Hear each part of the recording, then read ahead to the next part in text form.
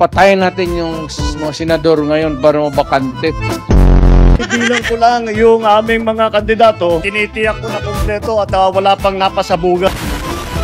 Iilan lamang yan sa mga eksenang bida sa social media. Bigyan niyo po ako ng isang batas man lang. Ikaw, ano sa tingin mong batas na gagawin mo? Narito na ang manakakaliw na eksena ngayong halalan 2025.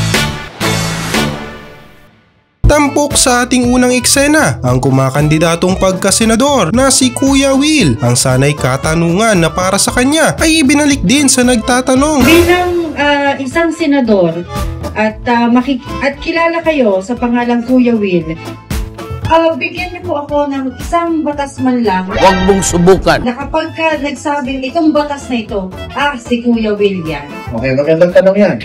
Ha? Una, may angat talaga ang buhay ng mga Pilipino. Yung tanong mo, ha?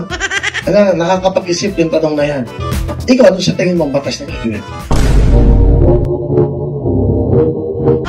Babalik ko sa'yo. Ikaw, baka may suggestion ka. Hindi po ako senador. Hindi. Ikaw ba? Kasi isa kang mamamayang Pilipino. Ano ba sa tingin mo ang dapat na batas na gawin ko para sa mga kababayan natin? Bakit ako sa kanya tanong? Hindi kasi nga, gusto kong makinig sa inyo. Okay, yan. Gusto kong makinig sa inyo para tama to, ha? Tama tong tinatanong niya sa akin. Para pagpunta ko ng Senado, isa to sa mga tanong nung ako'y di ba? Nagkakampanya. Sige. Waipek yata ang pagsigaw sa pangalan ni Pangulong BBM nang dumayo siya sa Dumaguete. Tila ang mga tao ay walang may pake. Naaman si Presdere. I'm not gonna take much of your time because kay Balogyo ko, you are all excited to hear what he has to say para kanato tanan. I would just like to say, isyagit ra nato. Okay ra ba? BBM! BBM! BBM! Dungata BBM! Matay mingaw man usop-usop! BBM! BBM! BBM! BBM! BBM! BBM! Rock okay na kita.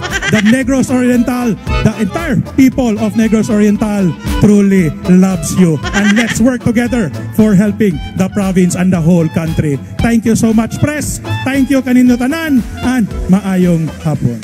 Habang naduduguan at nasasaktan ay lalo daw tumatapang si Senator Bong Revilla. Pero ang tanong ng iilan, bakit nga ba daw number 11 siya sa balota? Hindi tayo sumuko sa laban. Dahil ang aking paninindigan ay para sa bayan. At si Bong Revilla po ay isang mandirigma. Habang nasasaktan, nanunumalawan, habang natuturuan ng mga tama. At habang ako'y sinusunatan nila, ako po'y lalong popogi niyan. Kaya sa inyo pong lahat, pasatandaan nyo, si Bong Revilla ipaglalaban ang karapatan ng bawat isa sa inyo hanggang sa huling patak ng aking dugo. Maraming salamat po, Bong Revilla, number 11 sa balota. Meanwhile, bakit si Bong Revilla number 11? Tignan nyo ito mga kababayan. Okay? Number 11 si Bong Revilla, Ramon Jr. Ayan. Ang apelyedo ba niya ay Bong? Tanginan nyo. Galit na galit naman ako yung araw na to. Ang apelyedo ba ni Revilla ay Bong? Bakit siya number 11? Na-lost in translation naman si Camille Villar nang tanungin kung siya ay pro-Philippines o pro-China dahil thank you lang ang isinagot niya. Hello ma'am, pwede matanong pro-Philippines o pro-China? Thank you lang, na-receive natin thank you lang. Tama ba yun? Thank you lang? Pro-Philippines or pro-China? Di ba ang dali lang magsabi kung pro-Philippines ka, pero ang sinabi thank you? Enough bang sagot yun, guys? Do you think enough ba yung sagot na yun? A few moments later. Hindi mo po siya narinig. Binigyang linaw naman ni Villar ang viral video. So sorry dun sa, I think I was saying thank you dun sa mga nagbibigay ng support. Hindi ko po narinig yung vlogger, hindi ko po narinig yung tanong niya. Pero I think the answer to that question is obvious. Of course, go Philippines. Always Philippines first. Always Filipinos first. Good vibes naman ang hatid ditong susunod na eksena matapos na mag-alaigurot ang kandidato ng vendors party list na si Diwata.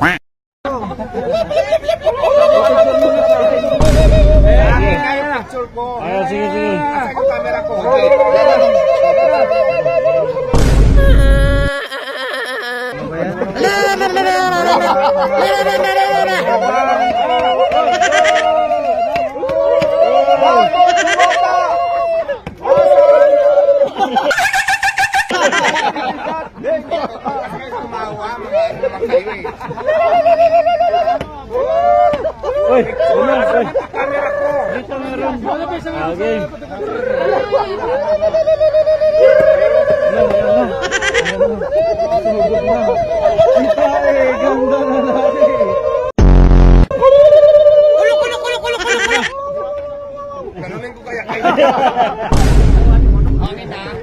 So ayan guys, nandito na lang naman tayo sa Baguio. Hindi natin makumpleto ang ating pagpunta dito kung hindi tayo makapagsuot ng Igorot costume. Kaya naman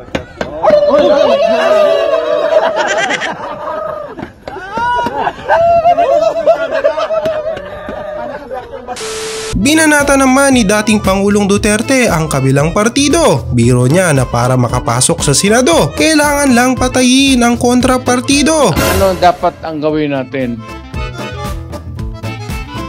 Patayin natin yung mga senador ngayon para mabakante.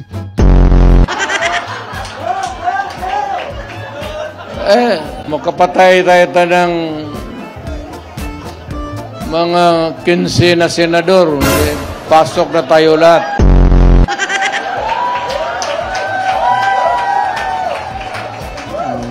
Pero kawawa naman.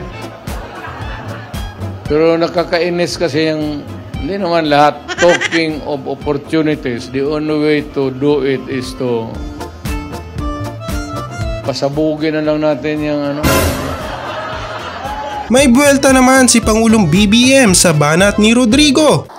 Alam niyo po, kung minsan nakikita natin yung ibang partido, hindi sila nagugulat sila, natatakot yata sila sa inyo eh. Dahil pagka nakita ang lineup ng alyansa, kung ano-ano na sinasabi. Patayin natin yung senador ngayon para mabakante.